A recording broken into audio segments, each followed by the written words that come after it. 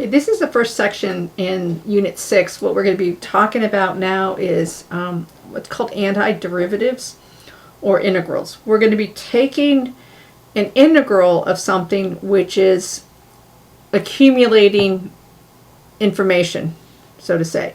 So the first step in this is Riemann sum, and I don't normally teach it in this order, so there's going to be a lot of stuff that you're going to have to wait to get later on. So a Riemann sum is also a way of taking a definite integral, which you've not seen yet. So a definite integral is written as the integral, the lower limit is a, the upper limit is b, of some function. And that represents the accumulation or area of a region bounded on the left by a and on the right by b.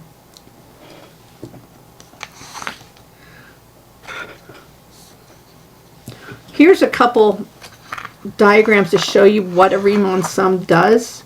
So a Riemann sum is just an approximation of area using rectangles.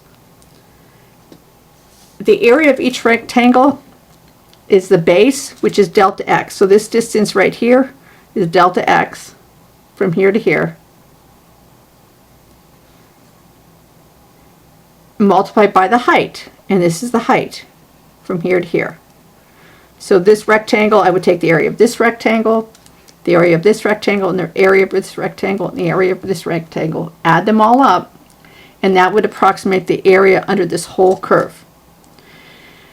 We're going to do 4 types of Riemann sums. One is going to be a left endpoint. So when I'm looking at this, this is the left endpoint on the function that creates these rectangles.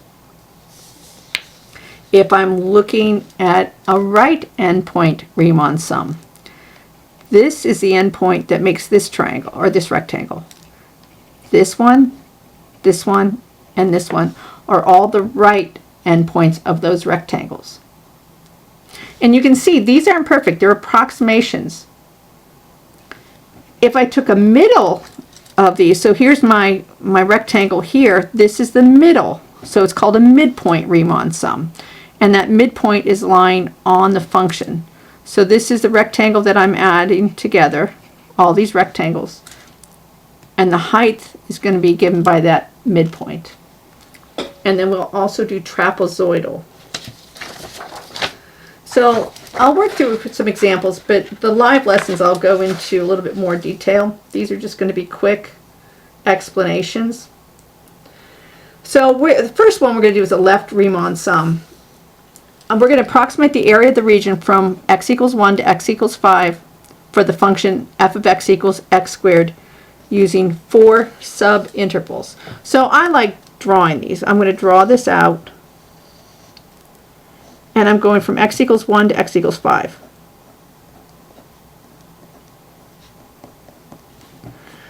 And so I'm using this function f of x equals x squared. So 1 squared is 1. 2 squared is 4, 3 squared is 9, and you can see it's going to go up really quick. So that I don't want to do it to scale. I'm going to go ahead and just get rid of the y-axis. 3 squared is 9, 4 squared is 16, and 5 squared is 25. So you have a curve that looks like this. And I want to get the area under this curve. So we're going to use 4 equal subintervals. Well, this problem makes it pretty easy. There's my 4 intervals, 1, 2, 3, 4. And I need the left endpoint. So my first rectangle, I'm going to use that endpoint, come over, and get that rectangle. I'm going to use that one,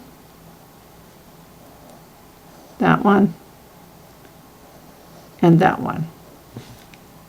If I put this in a table format,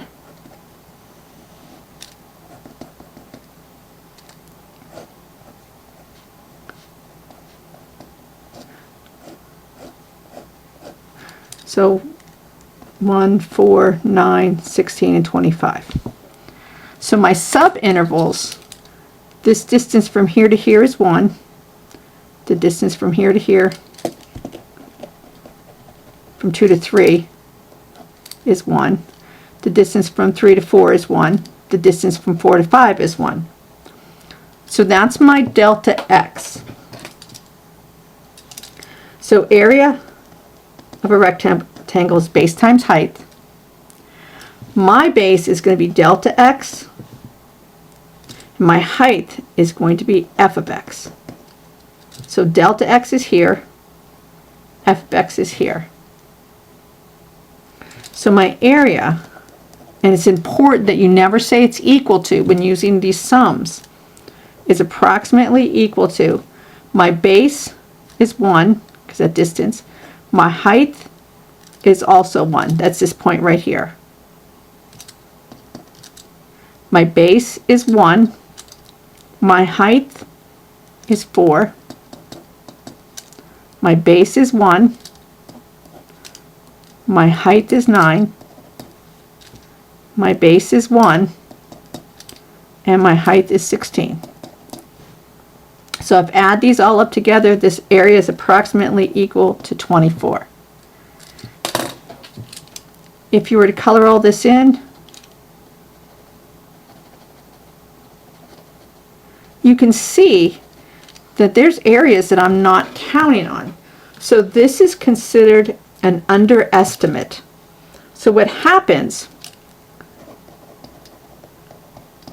the left Riemann sum is an underestimate if f of x is increasing on the interval. In this case, 1 to 5. What would happen if f of x is decreasing? So what happens if the function looks like this? And you choose these intervals, let's say we're doing 3. This becomes the left point here, here, and here. So it would be an overestimate if f of x is decreasing. And we might deal with functions that are both increasing and decreasing, but this is still just an estimate. A right Riemann sum example. Now in this case I don't have an equation, I actually have points.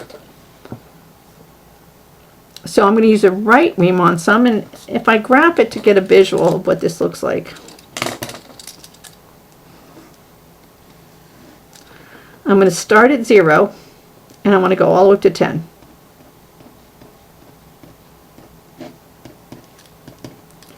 I need 2, I need 3, 4, 5, I need 7, and I need 10.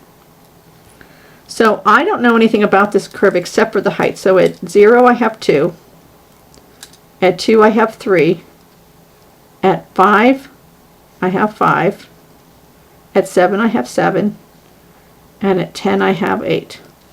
I can't draw a curve because I don't know what's happening between 0 and 2. It could be doing all this weird stuff. So I'm not going to draw anything in between. I'm just going to go ahead and make my rectangles using my right point. So this rectangle, this rectangle, this rectangle, and this rectangle. So these are the areas I'm going to add up. So this first one,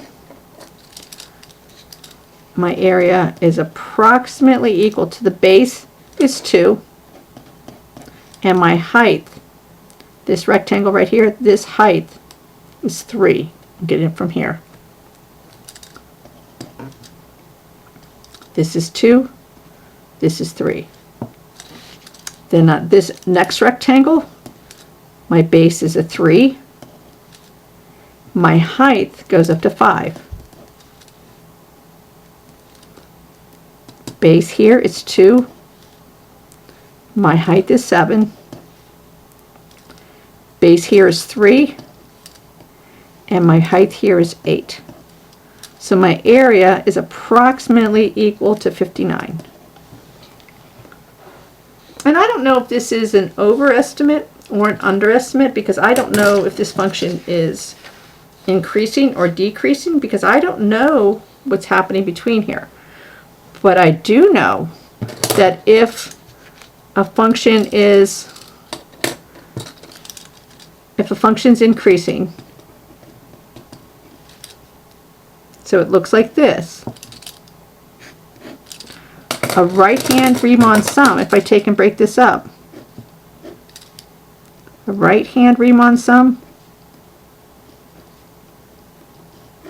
would be an overestimate.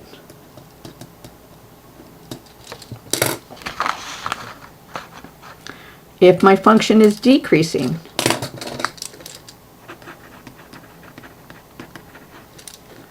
so I have a function that's decreasing,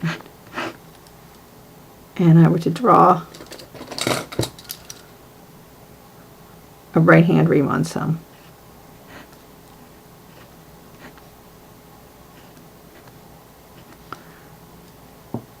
Now I've got this space that I didn't account for, so this would be an underestimate.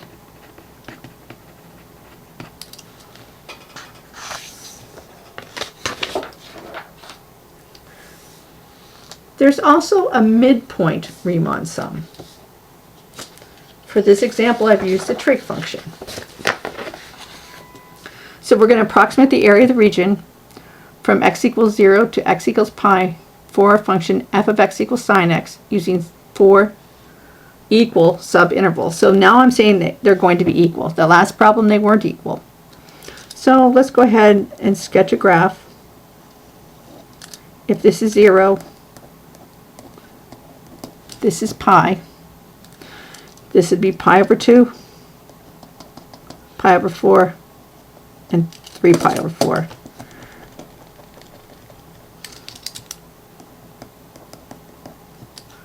I know at pi over 2 I have 1.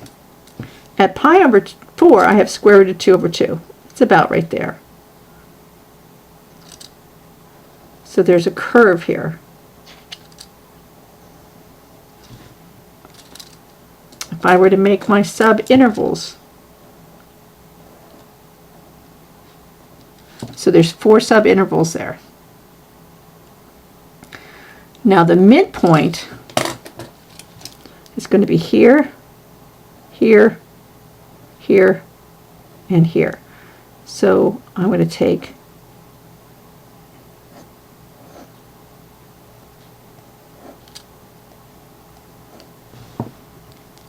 those 4 rectangles there. This is the area of that rectangle. So you can see I've got some parts outside of the rectangle that I'm counting, and some parts are inside the rectangle but outside the function. This one's in the function but not included in the rectangle.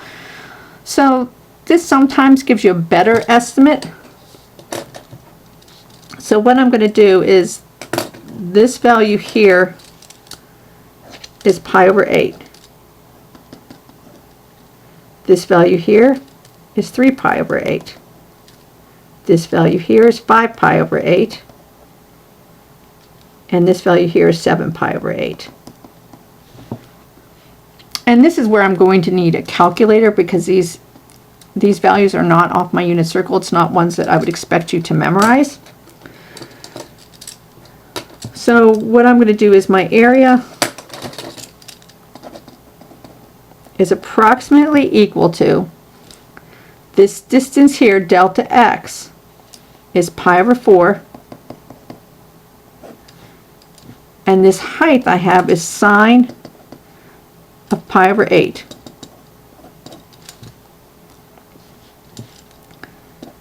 This distance here is pi over 4,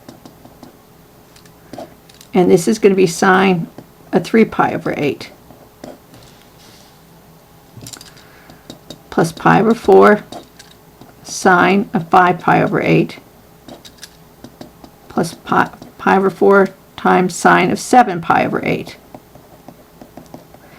On a free response question, for the AP test. This is an approximation. You could leave this answer. You would not have to solve that any further. But for what I've done is I've gone ahead and I've put all these numbers in my calculator, and I'm going to say my area is approximately equal to 2.0523. I only have to go 3 decimal places, but I tend to go a little bit more. And that's so when I'm checking students' works, I can see what they've done. But you have to go a minimum of 3 spots. And I would not have rounded in here. I would have just put this all in my calculator the way it is. And the last type of approximation we're going to do is a trapezoidal sum. So there's a lot of information coming at you at once in these notes, but we'll go over them in live lessons as well. So we're going to take a trapezoid and we're going to turn it on its side. So if we take this trapezoid and we turn it on its side, and I'm going to exaggerate it a little bit, this height here is going to be my delta x. And then I could say one of these is A and one of these is B. I just like to put it in alphabetical order. This height is A and this height is B.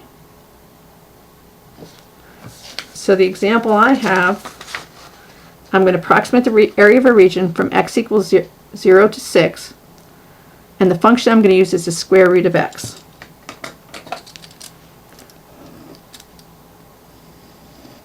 So I'm going to graph this 1, 2, 3, 4, 5, 6.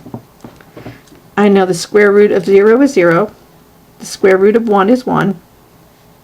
The square root of 2 is 1.4. Square root of 3 is 1.7. Square root of 4 is 2. Square root of 5 and square root of 6 are decimals, but I know they're under 3. So we're going to approximate. I'm going to do this.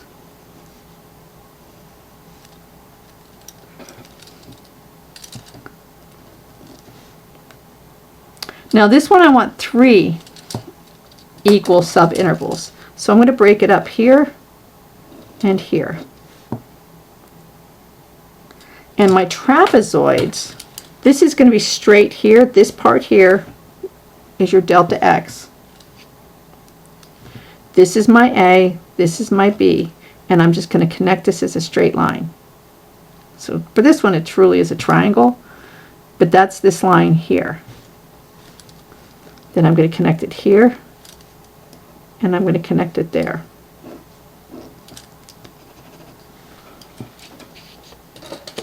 So the area of a triangle is 1/2 the sum of the bases plus the height. So for the trapezoidal rule, my area is going to be approximately equal to 1/2 delta x, and then A plus B. So in this case, I've got my area is equal to 1/2 times delta x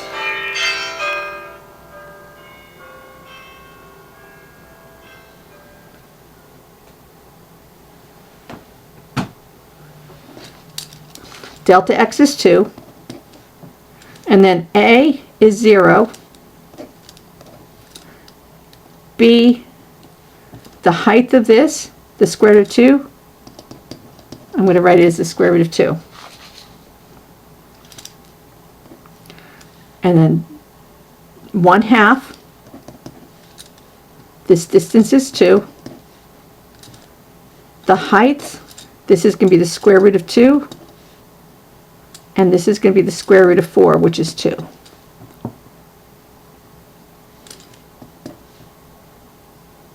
This last triangle I'm going to do, it's 1/2. My base is 2. My height here is 2. And my height here is the square root of 6. And there's all kinds of shortcuts to this. but I'm just going to leave it like this for now. And so when I get my area is approximately equal to 9.2779.